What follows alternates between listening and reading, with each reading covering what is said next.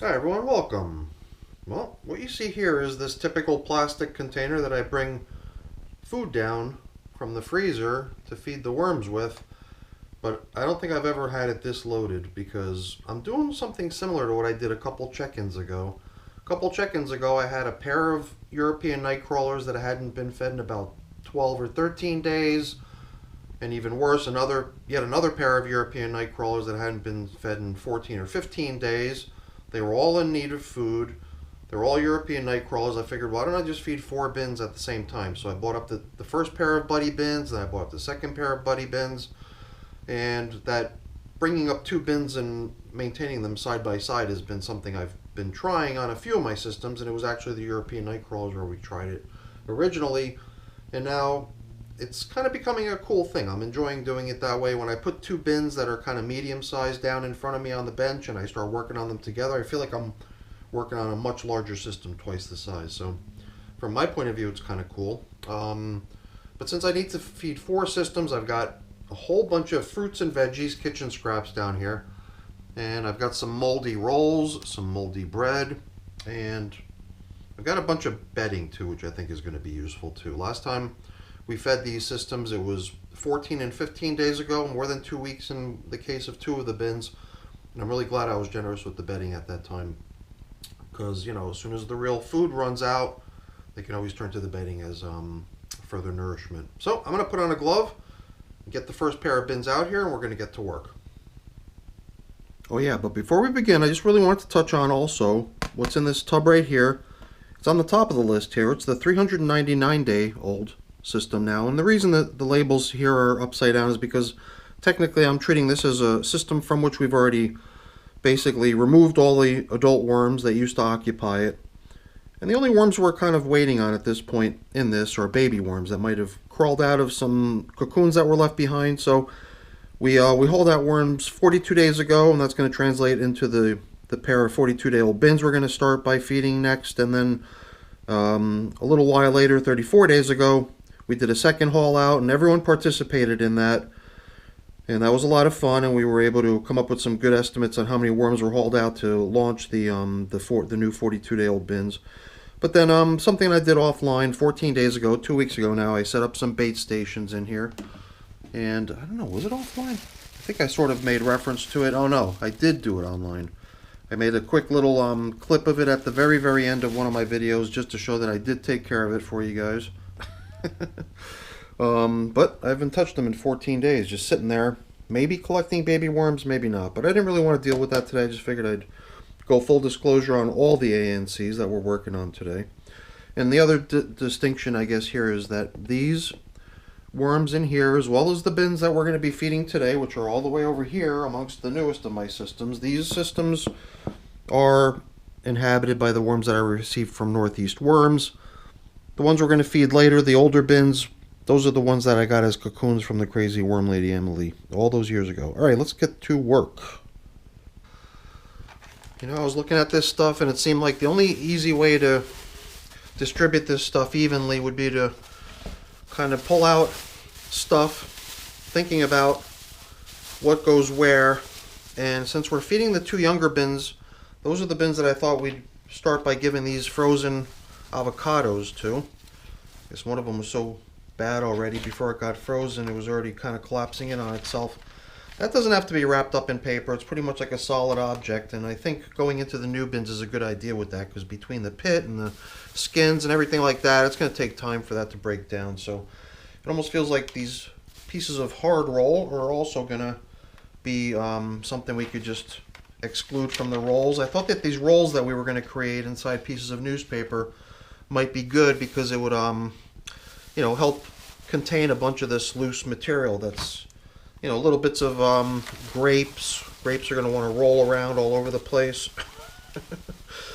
All kinds of veggie scraps. These things, I think that these things are, you could see all the mold that started developing on them. I think these are cantaloupe. I think most, if not all, of the stuff that we're feeding today is contributions that came from my mom. And I never even went through this stuff too much because it was just so heavy. I had so much stuff here. I didn't even know what I was getting. I just kind of went straight to the freezer when I got home. Never even picked through it. Usually I'll, pick through the stuff that I'm getting from my mom as contributions for the worm bins. And I'm starting to wonder if I'm going to run out of... So I've got 2 more chunks of this cantaloupe here. I've got 2 more of these pieces of hard roll.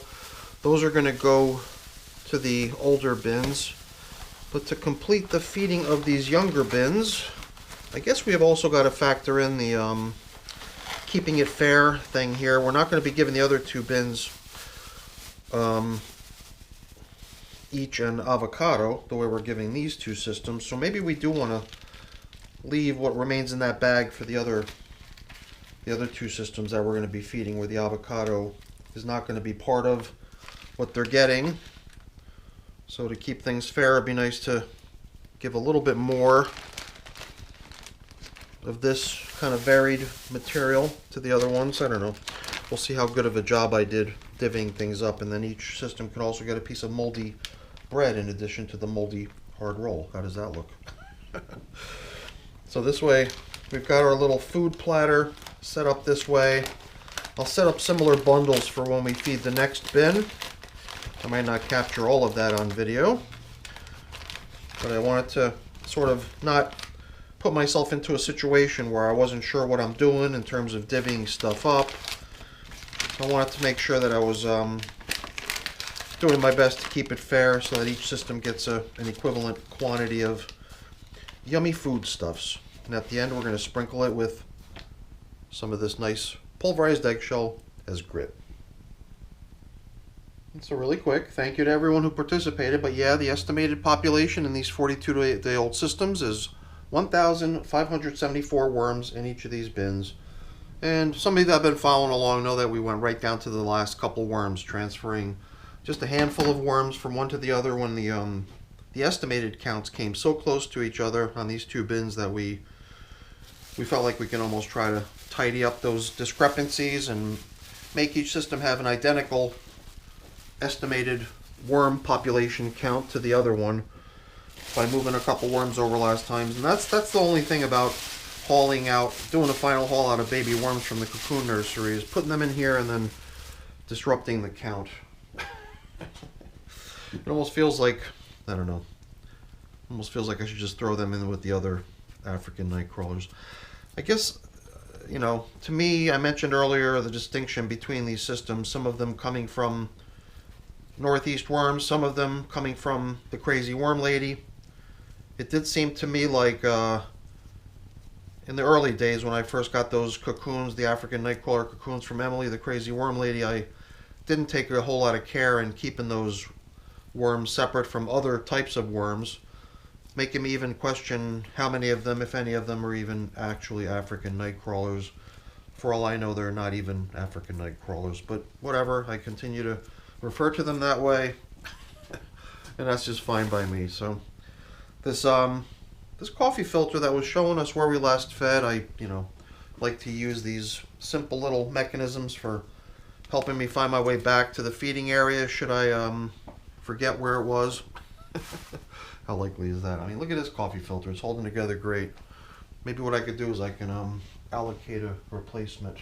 I just happen to have one here, so that'll go in to upgrade one of them from its old to a new feeding zone indicator, and this old one could just come back in as scrap.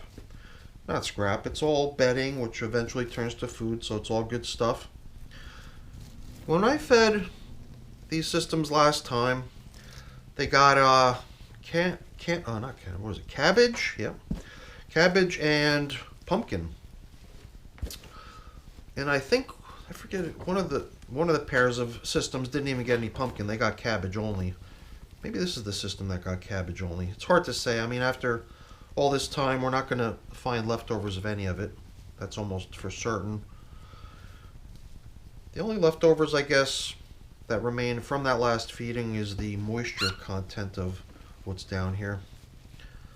Well, interesting enough, we're still bumping into some stuff that has not even been dampened. Maybe that's just part of the bedding we used last time. I'm not sure how far back that material dates, but it is so interesting sometimes to actually bump into a little patch of material in your system that's dry. It's especially a month and a half old system like this. It's been checked in on a few times and fed and everything else. Because other than that, the rest of the material in the bin is nice and damp and cozy. It was just that stuff right there seemed a little bit too dry. So before we plop in the portion that we allocated for the feeding, you know what? Sorry.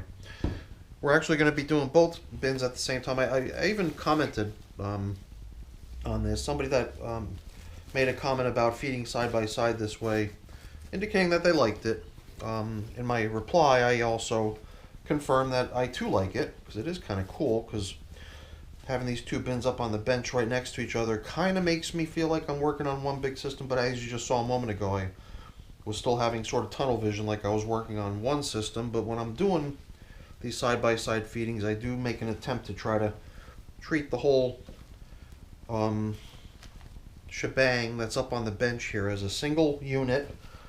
So that means excavate both and then feed at the same time in both, and then cover it all up at the same time too. So not doing anything that's being done specifically for any one or the other system, but rather just doing what I'm doing as if it were for just one big large whole thing. So I'm bringing some of my prepared bedding.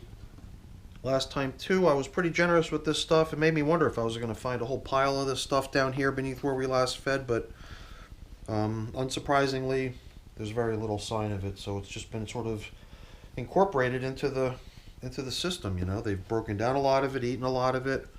A lot of it has just been sort of surrounded by casting material, making it blend in really nicely. But these African nightcrawlers definitely appreciate their bedding. So let's see, we had this nice little placemat that we had assembled for them. So here is where we're going to really attempt to take into consideration the fact that it's two bins, just to make sure no one bin gets any sort of beneficial or preferential treatment. Both systems are going to get set up pretty much identically. I guess the one difference would be that avocado right there is kind of breached and broken already versus the one in the other bin that's not even open yet. I don't even know if there's a hole in the skin, so that'll give us a chance to see how they do in terms of possibly being able to move right into this one once it thaws out and they discover that they've got a nice yummy morsel there, versus this one they might not even be able to breach the skin of the avocado. But we'll have to see next time we come back in here to feed. Moisture content wise, the bread, the paper, stuff is going a little bit dry, but the bedding that's right beneath it, my prepared bedding, is nice and damp, so we don't have to worry about it from that perspective. And some of this stuff, especially like that big chunk of cantaloupe or whatever that is, that stuff's all going to kick out a bunch of moisture content too, helping to further moisten the contents of the system. So these systems are coming along really nice at 42 days of age. Let's get these feeding areas covered up, marked with our feeding zone indicators, and then we can move on to feeding the older African nightcrawlers. And those are going to be significantly different. You know, at over 250 days of age, they're going to look nothing like this. There's going to be hardly any signs of any bedding material, although I think there too we were pretty generous with the bedding. So chances are we will see signs of leftover bedding, but I don't know. We'll have to see. Here too, little pockets of dry, so that stuff just to me seems like it needs to be blended in so it can dampen and become much more like the rest of the material in the system that's got a nice moisture content. We don't want to have little dry splotches where the worms can't really go, because then that material just doesn't get broken down whatsoever if there's no activity there. See here too, good thing we're kind of stirring these outer edges. If we had just assumed that everything out there was good, we'd have a bunch of dry stuff out there that would be kind of a no man's land for worm activity, and we'd see nothing happening back there. So this is worthwhile extra effort to just make sure we're blending in anything that at this point seems like it could benefit from being exposed to some more moist materials around it, because it's perhaps a little bit drier than we want it to be for the worm bin. All right, very good, very good. back on go first our feeding zone indicators, placing it right there, dead center, showing us where we last fed.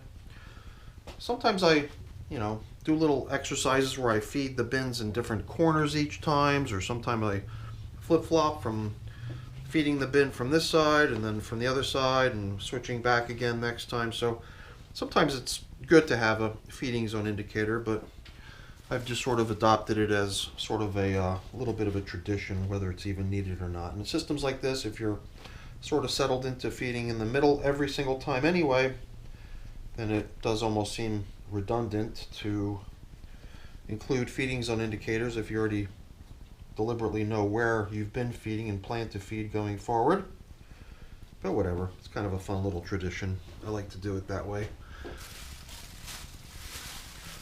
Pretty good. I like the way these systems are coming along. I think in the interest of keeping whatever moisture is in here already in and not letting much of it, if any of it, escape to evaporation, we're going to be pretty thorough with the replacement of our plastic coverings. Luckily, these plastic bags seem to almost perfectly allow us to cover the entire surface. For whatever reason, this one seems just a little bit more narrow. I just have to take greater care to make sure it's covering as much as possible, but I think that's fine right there. Now, onto the older African nightcrawler systems. The ones from Emily, the crazy worm lady. Let's get them out here next. Once again, I've attempted to be as fair as I could in splitting up this portion of food that remains for them. And it does seem to me like we've got an equivalent amount of food in general as far as accounting for each of the other systems getting a whole avocado. I think we've got about the same amount of food being applied here to these two systems as well. And we're going to see quite a difference here. I mean, a 42-day-old system compared to a 258-day-old system, it's going to be like night and day. You're going to see much less pieces of, in the other system it was all pieces of leaves and cardboard and paper scraps and all the bedding materials that the system had been built with. Here, I don't think we're going to see a whole lot, if any, of that. Let's get these coverings off and figure out what we are going to see. So it is with these 258-day-old systems. Let's bring this back really quick before my hands get all soiled. The 258-day-old systems now receiving their 24th feeding, is that right? Fed 23 times. This is feeding number 24, and it was 15 days ago since we last checked in here. When these systems were originally all launched, they had these estimated populations of 1,765 in them. And after more than 250 days, you do have to wonder if you're going to see much difference or what. Man, that's weird. Look at that. There was this big pile of mites just hanging out on the wall of the container for whatever reason. And usually when I look at these things, they don't seem quite as active. For whatever reason, though, here they seem very active. All right, before that whole little glob of mites rolls off my fingertip into the other bin, let's just make sure we're keeping that one thing where it came from instead of sharing something like that. Sharing is nice, but maybe not sharing other things is even nicer. So now what do I have to do here? I've got to open things up concurrently in the same felt swoop in both systems so we can feel like we're working on one big system here. My fingertip was bumping into some stuff, probably not leftovers of the last feeding, which was, stuff that was going to not last very long. The cabbage and possibly pumpkin was put in here too. These things I'm bumping into, this feels like the stem of a banana, and these I believe are pieces of a pumpkin stem. And what else we're going to find down in here? We could find other long-term slow composting leftovers, like the pumpkin stem, like the banana peel. But one thing we're not seeing a whole lot of is leftovers of the bedding we applied last time. Here too, I'm pretty sure I did skim through the feeding videos from both African nightcrawler systems, and it did seem to me like in all occasions we were quite generous with the bedding materials. So these African night crawlers, assuming these are not African night crawlers, I feel like I have to include that disclaimer statement there, but it does always seem like they're doing such a great job. Here's the corn cob, definitely getting worked from the inside out by the little wormies. And here, you know, even though I think that the worms would do just a fine job breaking down any bedding we might put in here, for whatever reason, I'm just a little bit reluctant to do so. I guess because I keep thinking of this stuff as a possibly soon-to-be harvested batch of castings, in which I would prefer not to have leftover residual bedding materials, pieces of paper and cardboard and stuff like that. However, the other thing to take into consideration is that another measure of completeness in my worm bins is usually how many of these leaf stems I've got remaining and how big and tough they still are. And I think just by looking at those leaf stems, even though we're at feeding 24 here and we're, you know, over 250 days of age, I think we're just going to keep going here. There's room enough in the system. I think if we're generous enough with the bedding, we're going to be able to continue to give them nice, comfortable places to hang out and live. We can continue to use this system for a while longer to do away with our household kitchen waste. Well, at least the stuff that they can gobble up. So I believe we've opened up sufficient space here to bring in our little feeding, but once again, like we did before in the other two systems, we're going to lay down the foundations of a nice feeding of a nice generous portion of bedding. So I don't know, that was a pretty big grip. I really opened up my hand big to try to get a nice large handful of stuff, and I did the same here now. So I think one handful might be sufficient for us in this feeding. Yeah, why don't we use that much? That looks like a good quantity. Very nice, very nice. And then we can bring back the delicious assortment of yummy stuff. No avocado for these guys this time, but very similar in terms of the moldy bread, the moldy hard roll, the burrito wrap full of all the yummy foods with a little bonus bedding surrounding it. I don't remember, I think in the last one we just put that quarter of an apple into the paper wrapper. Here, it seemed like a big enough object that maybe we can just treat that as sort of a side thing right there. And now I'm just wondering if we're going to have enough material to cover up with at the end. It does seem like we will. Once again, I think we'll just do another quick skim through the outer edges of the system to be able to bring in enough material to cover up with, and at the same time that'll give us the opportunity just to see how things in the outskirts are doing as well. So those two pumpkin stems, corn cob, this right here, what I bumped into earlier, is the stem of a pumpkin as well, but it's holding together much better. This corn cob here, I just like to return all the foods to the feeding area usually, but you know, the system looks like the worms are more than happy to be in sections of the bin other than where the feeding was last applied. Look at all these worms hanging out on the outer edges. We got lots of them. Very nice. The one thing though about this material, it kind of makes me wonder if there'd be maybe some benefit to allowing it to dry off a little bit. I know that that would, you know, kind of result in maybe, especially if the top surface dried off, it would really prevent worm traffic from being able to be active there. Especially since I'd really like for these systems to just continue to be pretty productive and active. Maybe I'll just sort of tolerate the, what I seem, or at least I sense to be perhaps a little bit excess moisture. Maybe it's just me, I don't know. I just like it for all the stuff to flow really freely. But as soon as it starts to feel like it's getting a little bit clumpy, that's when I just feel like it's maybe getting a little bit too damp. I wonder if this system here might have received a large portion of whole leaves or something. Oh, well, I see them here too. It just seemed like this system here, so many of these large leaf stems everywhere. Yeah, see that big handful of material there that just didn't want to sort of flow and crumble as it got displaced from one place to another? It just sort of stayed in that big pile. Even had my fingerprints in it.